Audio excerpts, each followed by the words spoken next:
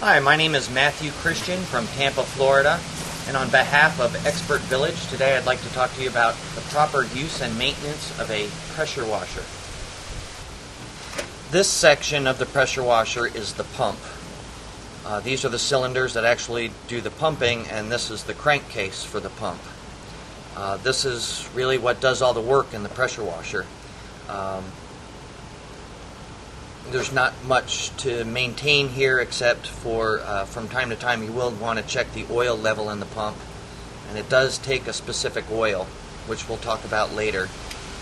But this is the pump assembly. This is what does all the work. This particular pump is a low RPM pump. It spins typically half the RPM of your typical pump. Your typical pump speed generally runs somewhere in the range of 3,000 RPM. This one is a slower pump. It runs at 1,725 rotations per minute, or RPM. The benefit to this is the pump tends to last longer since it's not turning as many times per given use. It's less wear and tear on the pump. So that might be one thing to consider when you're making your next pressure washer purchase.